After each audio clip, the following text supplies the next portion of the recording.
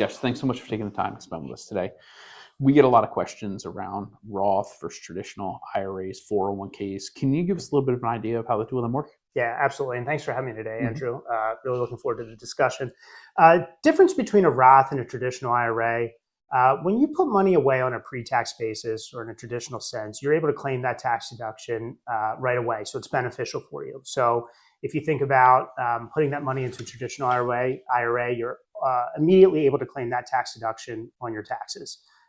That money will grow for you tax deferred. And then in retirement, when you go to take it out, at that point, then you'll pay ordinary income taxes on it, depending wherever your income limit and where ordinary income taxes are. With a Roth IRA, it really does a 180 from a tax perspective. And what I mean by that is that same contribution you would make, you would get no tax deduction for today. That money similarly would grow tax deferred over time. And when you would take it out in retirement, assuming you're after the age of 59 and a half, at that point, all of that money would come out tax-free for you. So the real benefit to the Roth is that the growth that you're getting on the money, you never pay tax on. Okay, that does sound really good. What should somebody consider when they're deciding between Roth versus traditional contributions? Yeah, there's a lot of things to think about in regards to that. And there's really not a black and white answer because a lot of it depends on things that are sort of unknown. Okay. One of the rules of thumbs that we use is the younger you are, the more a Roth can make sense for you, but it really comes down to everybody's individual situation.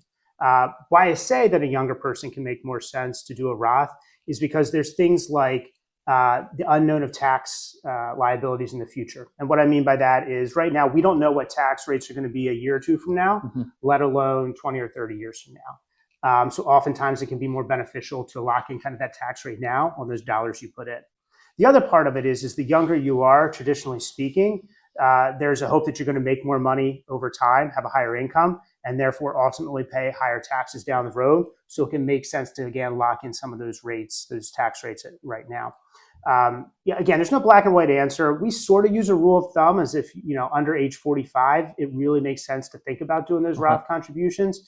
Once you get past that, definitely can still make sense, but you really want to start thinking about your tax situation to do so. Okay. Are there limits to who can participate in Roth? There are income limits that can preclude you from doing Roth contributions and where you would have to stay pre-tax. Okay. I will tell you those limits differ whether you're either single or married. Gotcha. What if someone is above those income limits but still wants to take advantage of the Roth option? That's a great question. And there's really a couple things that you can do. The first thing that I wanted to hit on is that you oftentimes have the ability to do Roth contributions inside your 401k as well. Not all 401k plans or retirement plans offer that, so you definitely would want to check with your company to see that if it does. Okay. If you are able to put money into those, there are no income limits to be able to do that. So that's one way to get around that. I also want to make sure that people understand that if you do put money inside a 401k via Roth, that does not impact your limits to put money in a Roth IRA too, as long as you're underneath those income structures that you need. So you can do both. You can absolutely do both if you're under those income limits. Okay. Another thing that people can look at are what are called backdoor Roth conversions. These are a little bit of a nuance in the tax code. What this allows you to do is make a non-deductible contribution to an IRA, meaning you don't claim it on your taxes, and then immediately convert it into a Roth IRA. Okay. Those conversions can happen no matter what your income limit is. And because you made that as a non-deductible contribution, you don't have to pay taxes on those conversions. Oh, okay. One thing I would warn you to think about, though, is this only really works if you do not have any other pre-tax or traditional dollars in other accounts outside of your 401k. Okay. All right. What if Roth makes sense for me, but I haven't been contributing to Roth? I've been contributing in the traditional sense. Is there anything I can do?